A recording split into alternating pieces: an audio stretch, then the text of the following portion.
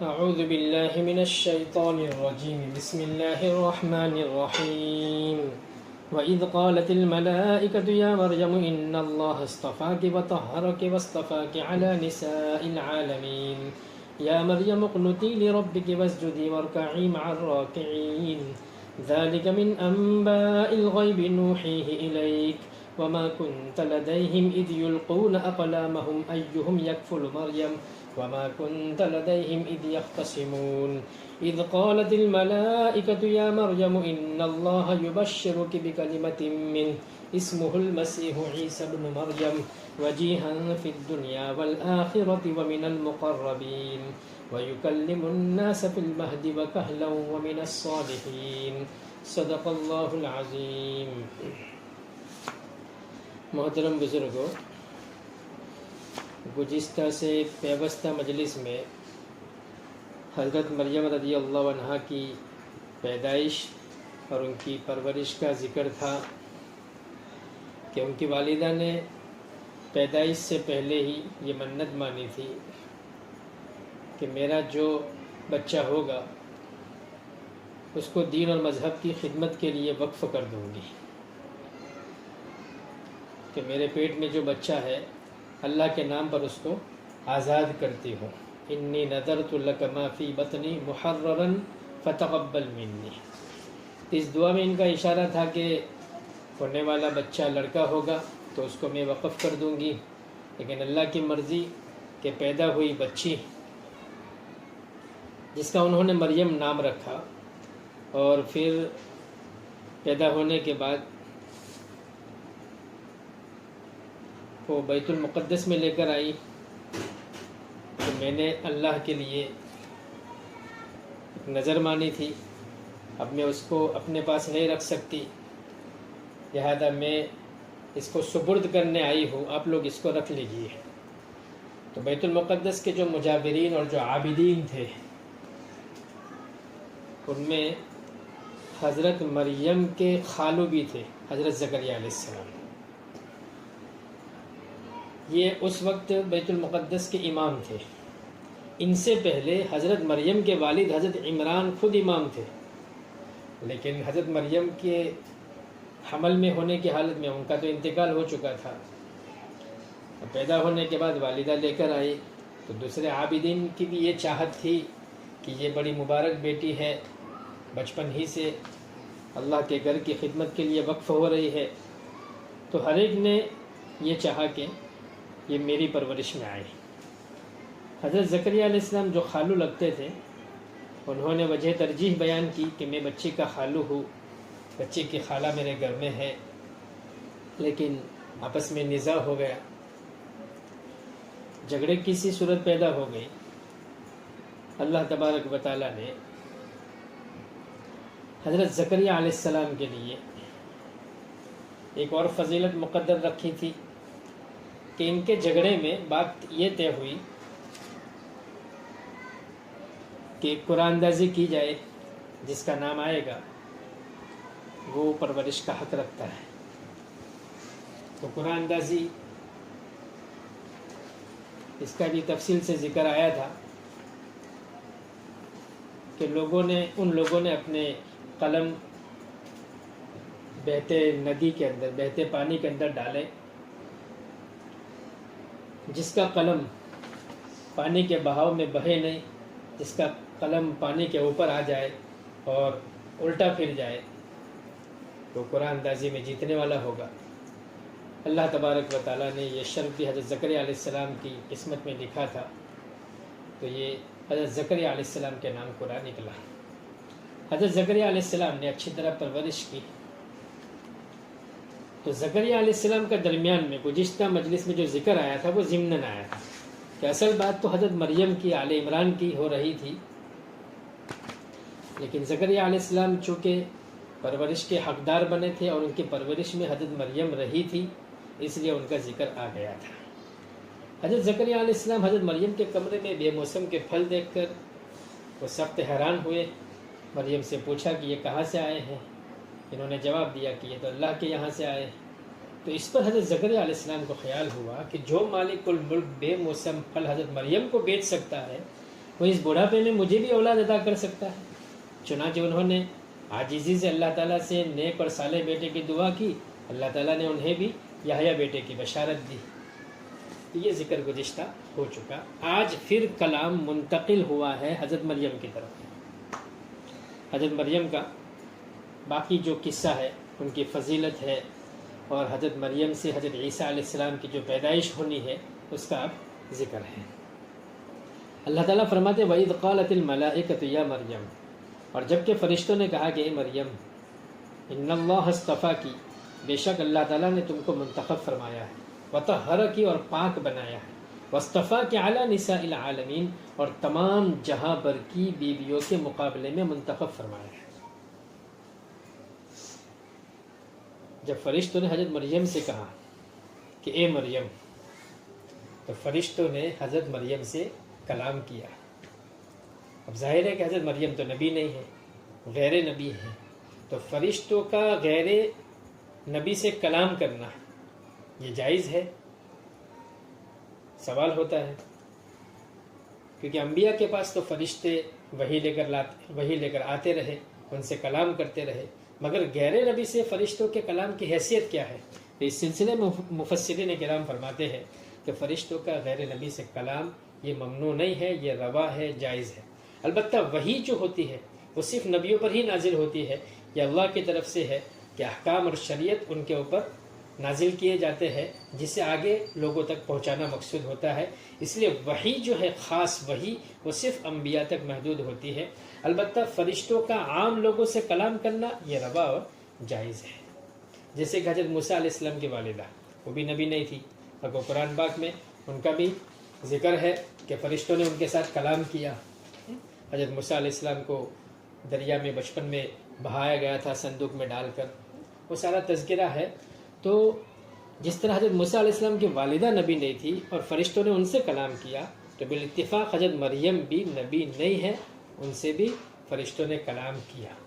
حضرت مریم نبی نہیں ہے، اس کے خاص اور صاف دلیل یہ کہ قرآن پاک میں صراحتاً یہ موجود ہے کہ وَمَا أَرْسَلْنَا مِن قَبْلِكَ إِلَّا رِجَالًا نُوحِي إِلَيْهِمْ، کہ آج تک جتنے بھی نبی ہوئے ہیں سب مرد تھے۔ اللہ تعالیٰ نے نبوت کا منصب عورتوں کو عطا نہیں فرمایا۔ البتہ نبوت کے بعد ایک درجہ ہوتا ہے صدیقیت کا، وہ بعض عورتوں کو عطا فرمایا ہے، کیونکہ درجے 4 طرح کے ہوتے ہیں، نبی کا درجہ، پھر صدیق کا، پھر شہید کا، پھر صالحین کا۔ تو نبی کے بعد صدیق کا جو درجہ ہے بڑا اونچا درجہ ہے، اور اللہ تعالیٰ نے یہ درجہ حضرت مریم رضی اللہ عنہا کو عطا فرمایا تھا۔ قرآن پاک میں موجود ہے وَأُمُّهُ صِدِّيقَةٌ، کہ حضرت عیسیٰ علیہ السلام کی، حضرت مسیح علیہ السلام کے والدہ حضرت مریم کے متعلق یہ ہے کہ ان کی ماں صدیقہ تھی۔ تو یہ اعزاز قرآن پاک سے ثابت ہے۔ فرشتوں کا غیر نبی سے کلام کرنا ایک اور واقعہ صحابہ میں سے کہ حضرت عمران بن حسین رضی اللہ عنہ، یہ اونچے درجے کے صحابی ہے، ان کا ذکر مسلم شریف میں ہے کہ آپ کو ایک بیماری ہوئی تھی، تو بیماری کی حالت میں فرشتے ان کو آ کر سلام کرتے تھے۔ اس بیماری کے علاج کے طور پر انہوں نے زخم پر آگ سے داغ لگوایا۔ یہ کام ہوا تو فرشتوں کا سلام موقوف ہو گیا۔ جب انہوں نے یہ طریقہ ترک کر دیا تو پھر سلام ہونے لگا۔ تو فرشتوں کا سلام کرنا بھی ان کا کلام کرنا ہی ہے۔ یہ بہت بڑی سعادت کی بات ہے کہ فرشتے غیر نبی سے کلام کرے، یہ سعادت اور نیک بختی کی بات ہے۔ بہرحال یہ ثابت ہے اور اعلیٰ درجے کی فضیلت ہے۔ تو اللہ تعالیٰ نے فرمایا فرشتوں کے ذریعے سے کہ اے مریم ان اللہ اصطفاکی، کہ بے شک اللہ تعالیٰ نے تجھ کو پسند فرمایا ہے، یا منتخب فرمایا ہے، یا برگزیدہ بنایا ہے۔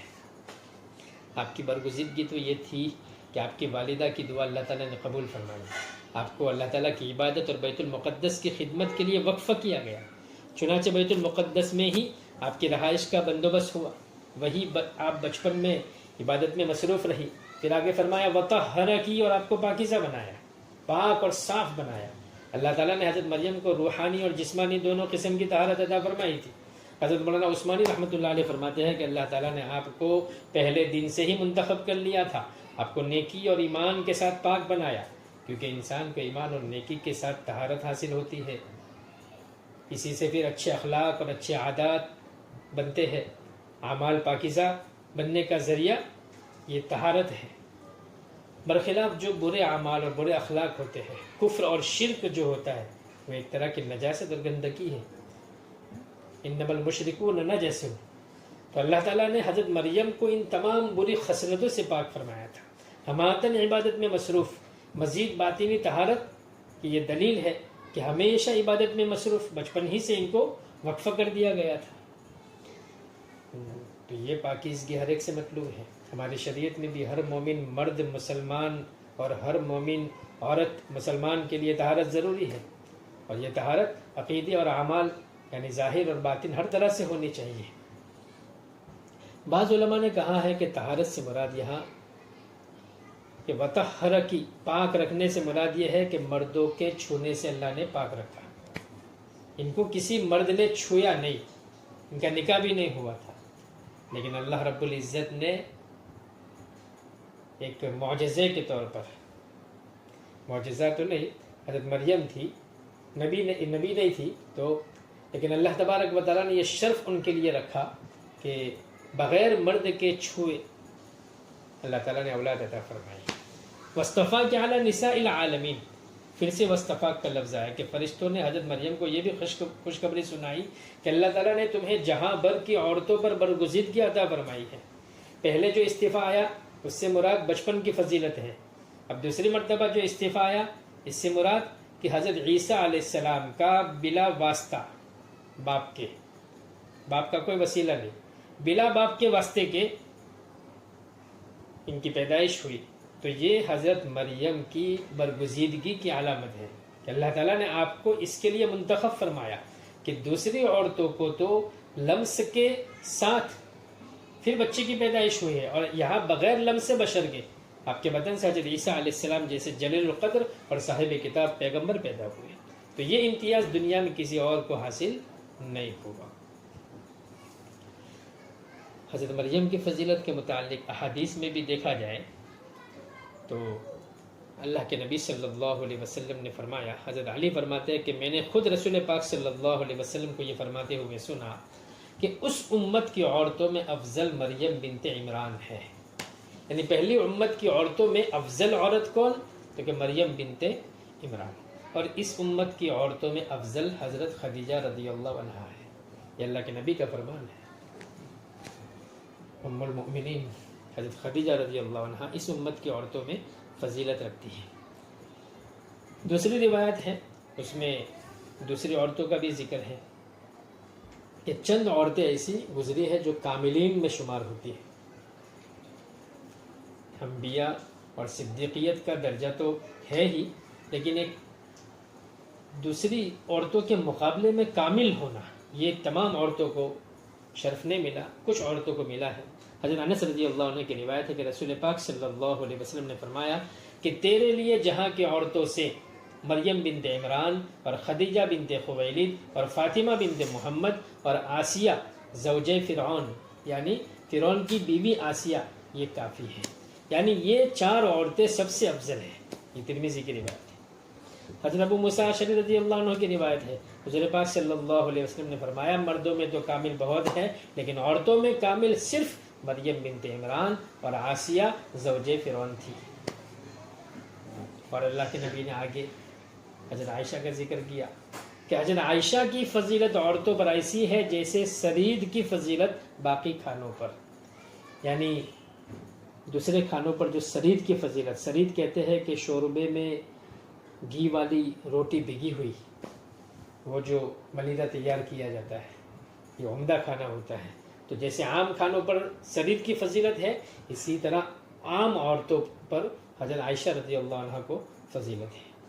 تو رسول پاک صلی اللہ علیہ وسلم کے اس ارشاد کا معنی یہ بھی ہو سکتا ہے کہ گزشتہ اقوام میں عورتوں میں کامل صرف مریم بنت عمران اور آسیہ فرعون کی زوجہ تھی، کیونکہ حضور پاک صلی اللہ علیہ وسلم نے خود فرمایا، لیکن آگے اللہ کے نبی نے حضرت عائشہ کا ذکر کیا کہ حضرت عائشہ کی فضیلت عورتوں پر ایسی ہے جیسے سرید کی فضیلت باقی کھانوں پر، تو اس جملے سے یہ ثابت ہوتا ہے کہ حضرت عائشہ کو حضرت مریم اور حضرت آسیہ پر بھی فضیلت حاصل تھی۔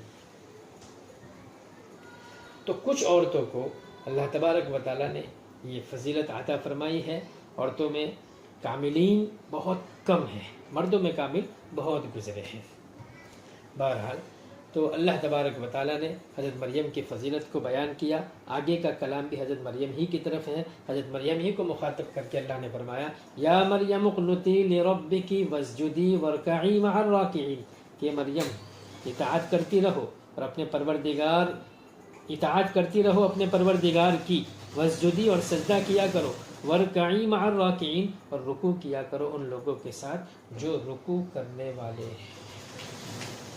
یعنی جس طرح اور لوگ خدا کے آگے جھکتے ہیں، رکوع کرتے ہیں، تو بھی اسی طرح رکوع کرتی رہے۔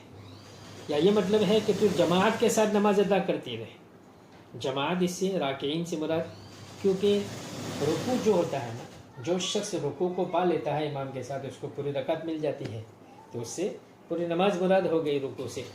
دوسرا یہ کہ اس میں 3 لفظ آئے، قنوت کا لفظ آیا، سجدے کا لفظ آیا اور رکوع کا لفظ آیا۔ قنوت سے قیام اور رکوع اور سجود، یہ تینوں ہیئت جو ہے نماز کی ہے، تو پوری نماز اس سے مراد ہے۔ تو حضرت مریم کو جماعت کے ساتھ نماز پڑھنے کا حکم دیا جا رہا ہے۔ ممکن ہے کہ اس وقت عورتوں کو عام طور پر جماعت میں شریک ہونا جائز ہو، یا پھر خاص ایسے وقت میں ان کو نماز کا حکم ہے کہ جب فتنے کا خوف نہ ہو، فتنے سے معمون ہونے کی صورت میں جماعت میں شامل ہونے کی اجازت دی گئی ہو، یا حضرت مریم کی یہ خصوصیت ہو، یا مریم اپنے حجرے میں رہ کر تنہا یا دوسری عورتوں کے ساتھ امام کی اقتداء میں جماعت کے ساتھ نماز پڑھے، یا تو اپنے حجرے میں یا امام کی اقتداء میں دوسری عورتوں کے ساتھ نماز پڑھے۔ یہ سارے احتمالات ہیں، اللہ تعالیٰ بہتر جانتے ہیں۔ بہرحال حضرت مریم رضی اللہ عنہا اپنے عبادت خانے میں بہت کثرت سے عبادت کرتی تھی اور خشوع اور خضوع کے ساتھ لمبی نمازیں پڑھا کرتی تھی۔ حضرت اوزاعی فرماتے ہیں کہ اتنی لمبی نماز کہ دونوں پیروں میں پانی اتر آتا تھا، محرم آ جاتا تھا۔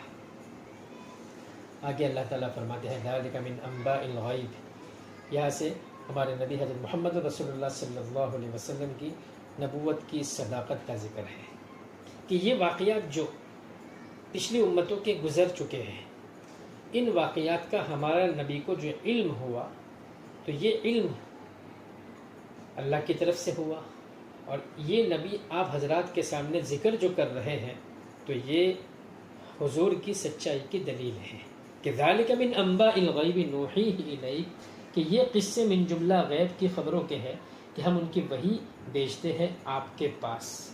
وما کنت لدیہم اذ یلقون اقلامہم، اور آپ ان لوگوں کے پاس نہ تو اس وقت موجود تھے جبکہ وہ اپنے اپنے قلموں کو ڈالتے تھے۔ ایہم یکفل مریم، کہ ان سب میں کون شخص حضرت مریم کی کفالت کرے۔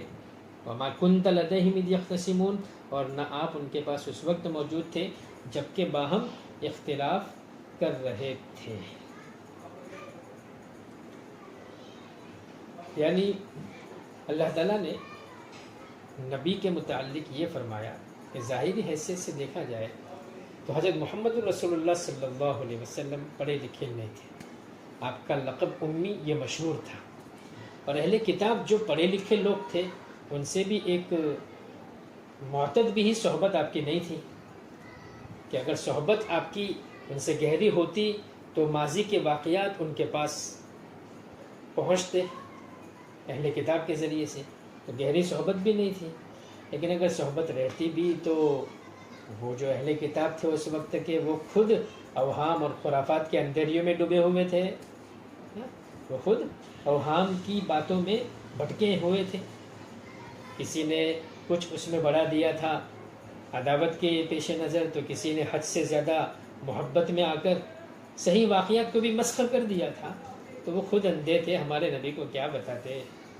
اندھے سے روشنی حاصل کرنا کوئی امید کی بات نہیں، لیکن اللہ تبارک و تعالیٰ نے ہمارے نبی کو جو بتایا تھا تو وہ قرآن میں مکی اور مدنی دونوں قسم کی صورتوں کے ذریعے سے ان واقعات کو اتنا صحیح اور اتنا تفصیل سے اللہ کے نبی نے لوگوں کو سنایا کہ بڑے بڑے علم کے مدعی اور بڑے بڑے اہل کتاب جو علم کے وہ بھی دعویٰ کرنے والے تھے، ان کی آنکھیں چکا چوندھ ہو گئی کہ ایسے محقق واقعات کہ کسی کو انکار کی مجال نہیں رہی۔ تو یہ کھلی دلیل ہے کہ آپ کو وحی کے ذریعے سے علم دیا گیا تھا، کہ آپ نے ان واقعات کو بچشمے خود دیکھا نہیں تھا، اس وقت آپ موجود نہیں تھے، آپ نے کوئی معائنہ نہیں کیا تھا، اور نہ علم حاصل کرنے کا کوئی خارجی ذریعہ آپ کے پاس موجود تھا. تو یہ سچی دلیل ہے کہ آپ کے پاس اللہ کی طرف سے وحی آئی، اور وحی کے ذریعے سے آپ نے لوگوں کو علم پہنچایا. اللہ تعالیٰ نے آگے اور فرمایا وما کنت لدیہم، اس وقت بھی آپ نہیں تھے کہ حضرت مریم نظر میں قبول کر لی گئی، مسجد بیت المقدس کے لیے وہ وقف ہوئی، اور یہ بابرکت بچی تھی، ماں نے بچپن ہی میں خدمت اور عبادت کے لیے ان کو وقف کر دیا. تو مسجد کے مجاورین میں جھگڑا ہوا، کون پرورش کرے. جیسا کہ میں نے شروع میں ذکر کیا، قرآن اندازی کی نوبت آئی، تو قرآن اندازی کا اللہ نے یہاں ذکر کیا کہ اذ یلقون اقلامہم، کہ سب نے اپنے اپنے قلم پانی میں چھوڑ دیے تھے. اور وہ قلم کون سے تھے؟ انہیں قلموں سے وہ تورات لکھا کرتے تھے، وہ عابدین اور مجاورین تھے بیت المقدس کے. تو وہ قلم انہوں نے چھوڑ دیے پانی پر، وہ بہے، اور ایک ہی قلم حضرت زکریا علیہ السلام کا یہ پانی میں بہانے الٹا پھر گیا، تو وہی حقدار مانے گئے. تو یہ واقعہ بھی اللہ کے نبی کو اللہ تعالیٰ کی طرف سے پتہ چلا. اس وقت بھی اللہ کے نبی موجود نہیں تھے.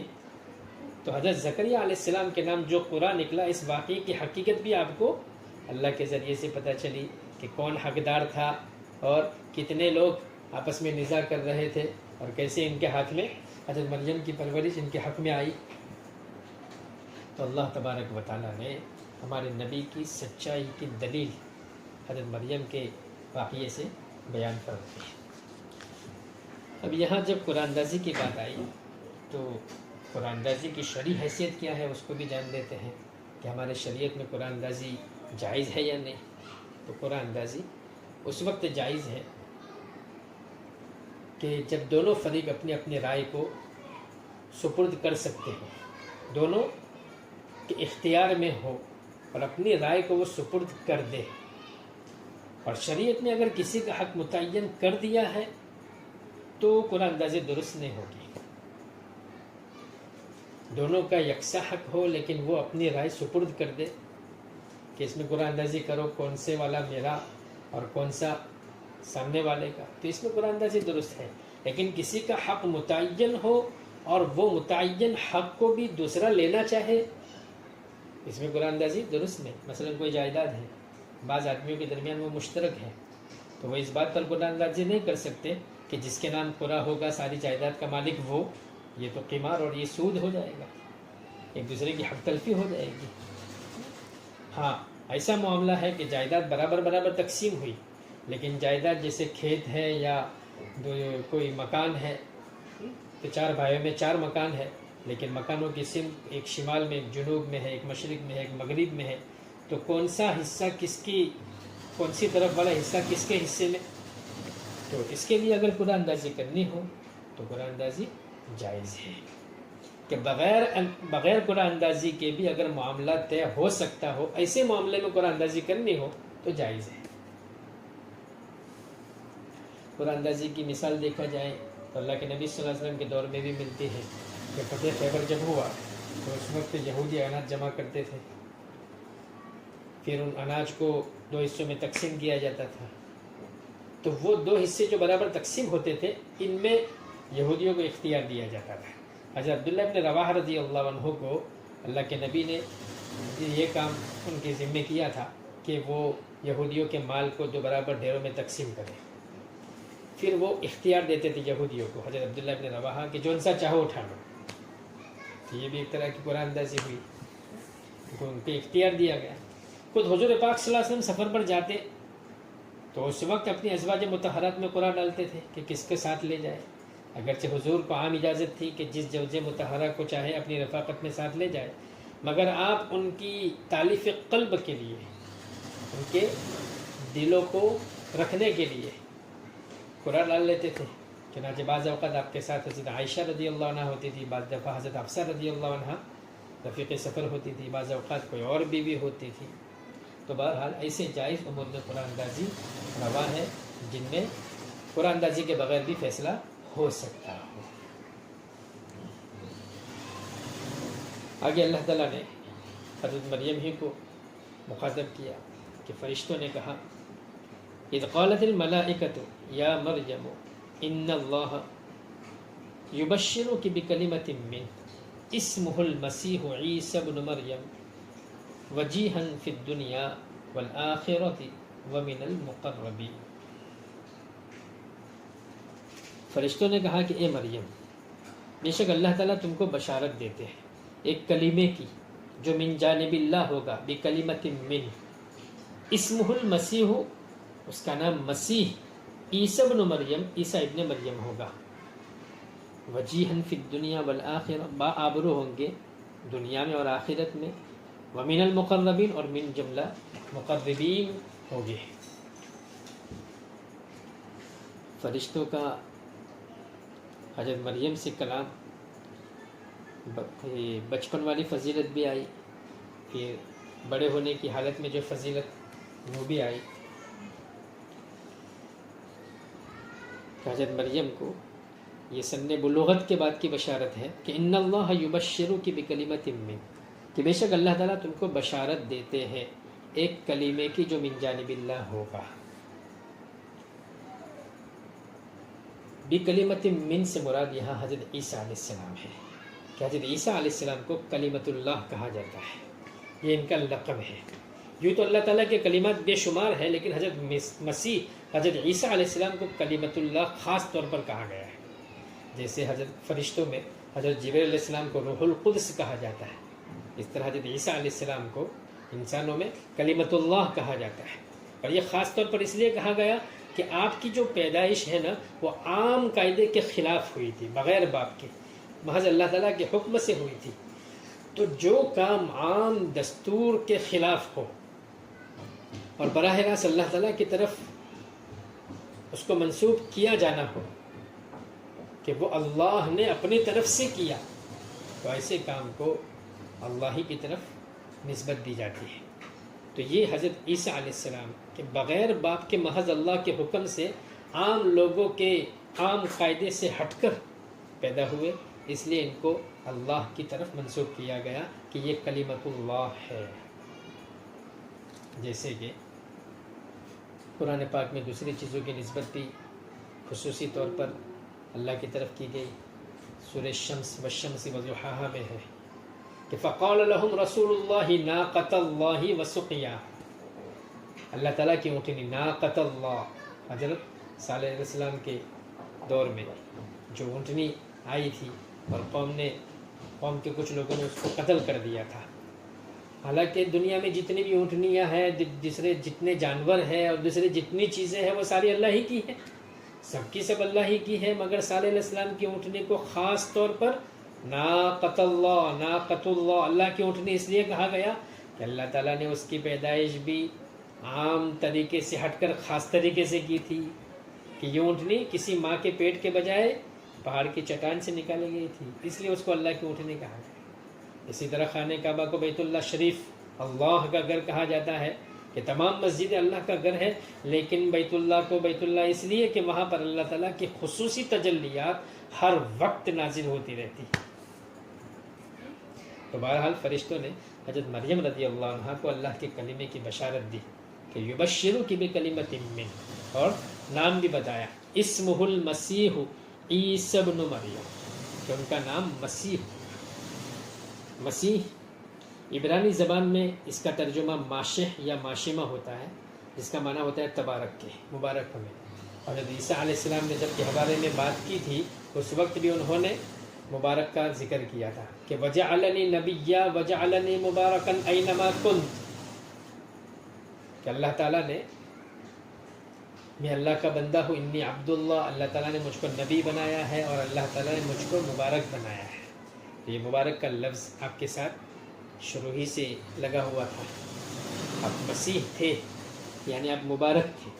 اور حضرت عیسیٰ علیہ السلام کو عام طور سے اسی نام سے یاد کیا جاتا ہے، اس وجہ سے بھی کہ مسیح، اس کا مادہ دیکھا جائے تو مسح سے ہے، اور مسح کا معنی ہوتا ہے ہاتھ پھیرنا۔ تو حضرت عیسیٰ علیہ السلام کے مسح میں برکت تھی کہ وہ کسی پر ہاتھ پھیرتے تھے نا تو شفا حاصل ہوتی۔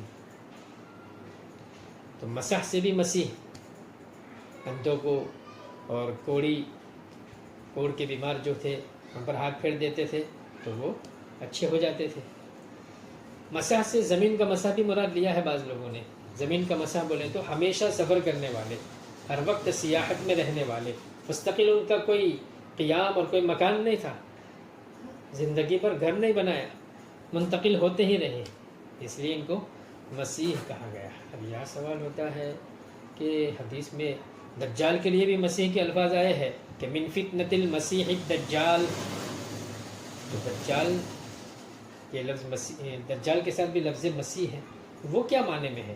تو وہ جو معنی ہے مسیح کے دجال کے ساتھ جو ہے وہ ممسوح کے معنی میں ہے، مفعول کا صیغہ ہے، یعنی ایک معنی ممسوح العین اور ایک معنی ممسوح الفطرت۔ ممسوح العین ایسے شخص کو کہتے ہیں کہ جس کی ایک ہی آنکھ ہو اور وہ ایک آنکھ والا ہے۔ دجال کی دائیں آنکھ بالکل مٹی ہوئی ہے اور بائیں آنکھ میں بھی عیب ہے، اس لیے اس کو ممسوح کہا گیا ہے۔ اور بگڑی ہوئی فطرت ممسوح الفطرت، کہ وہ بگڑی ہوئی فطرت والا ہے ہی، بگڑی ہوئی فطرت والے کو ممسوح کہا جاتا ہے، اس لیے وہ مسیح دجال الگ ہے، اور یہ مسیح عیسیٰ ابن مریم یہ تبارک اور مبارک کے معنی میں ہے۔ عیسیٰ ابن مریم، یہاں ان کی والدہ کے نام کو اللہ تعالیٰ نے ایک جزو کے طور پر ذکر کیا کہ ان کی والدہ کا نام حضرت عیسیٰ علیہ السلام کے ساتھ لگا کر اللہ تبارک و تعالیٰ نے ایسی حیثیت دی کہ ان کی نسبت ہمیشہ ماہی کی طرف ہوا کرے گی۔ کیوں؟ کہ اللہ تعالیٰ نے عیسائیوں کے باطل عقیدے کی تردید کے لیے، کہ وہ لوگ عیسیٰ علیہ السلام کو خدا کا بیٹا مانتے تھے یا تین خداؤں میں سے ایک خدا کہتے تھے، اللہ تعالیٰ نے عیسیٰ ابن مریم کہہ کر ان کے عقیدے کی تردید کی کہ ابن مریم، عیسیٰ مریم سے پیدا ہوئے ہیں، تو مریم خود بشر ہے، تو فرزند بھی بشر ہے، اور مریم انسان ہے، کوئی دیوی دیوتا نہیں ہے، ما فوق البشر مخلوق نہیں ہے، انسان ہے، محض عورت ہے، تو محض عورت کی ذات کے، محض عورت کے پیٹ سے وہ پیدا ہوئے ہیں۔ تو عیسائیوں کے باطل عقیدے کی تردید ہوئے، اور ہمیشہ ان کی نسبت ماہی کی طرف ہوا کرے گی۔ تو عیسائیوں کے عقیدے کی تردید ہوئی، لیکن عیسائیوں نے حضرت عیسیٰ علیہ السلام کو ماننے میں بہت غلو کیا، خدا کا بیٹا بھی کہا اور تین خداؤں میں سے ایک خدا بھی کہا۔ دوسری طرف یہودی جو ہیں انہوں نے عیسیٰ علیہ السلام سے حد درجہ نفرت کر دی۔ عیسائیوں نے محبت میں غلو کر دیا اور انہوں نے نفرت میں غلو کر دیا، دونوں افراد اور تفرید کے شکار ہوئے۔ اب اللہ تعالیٰ کے ساتھ یہ نسبت کرنا کہ اللہ کا بیٹا ہے یا تین خداؤں میں سے ایک خدا ہے، یہ تو محبت میں بہت زیادہ غلو ہوا۔ اور یہودیوں نے نفرت کے اندر کیا غلو کیا، اس کا تذکرہ انشاءاللہ آئندہ مجلس میں کریں گے۔ اللہ تعالیٰ نے پھر اس کا جواب بھی قرآن کے اندر دیا، وجیحاً فی الدنیا والآخرۃ ومن المقربین۔ اللہ تعالیٰ سے دعا کرتے ہیں کہ اللہ تعالیٰ ان مقربین کے طفیل میں ہمیں بھی صالح اور نیک بختوں میں شامل فرما دے، اور اللہ تعالیٰ نے جو واقعات بیان فرمائے ہیں قرآن کے ذریعے، قرآن میں اور ہمارے نبی کے ذریعے جو ہم کو بتائے ہیں، ان پر ہمیں یقین کامل نصیب فرمائے، افراط اور تفریط سے ہماری حفاظت فرمائے۔ اللہ تعالیٰ پوری قدرت والے ہیں، ہمیں پورا یقین ہے اللہ تعالیٰ کی قدرت کسی سبب کی محتاج نہیں ہے۔ اللہ تبارک و تعالیٰ ہمیں گمراہی سے بچائے، صراط مستقیم پر قائم رکھے، آمین یا رب العالمین۔ وآخر دعوانا ان الحمد للہ رب العالمین۔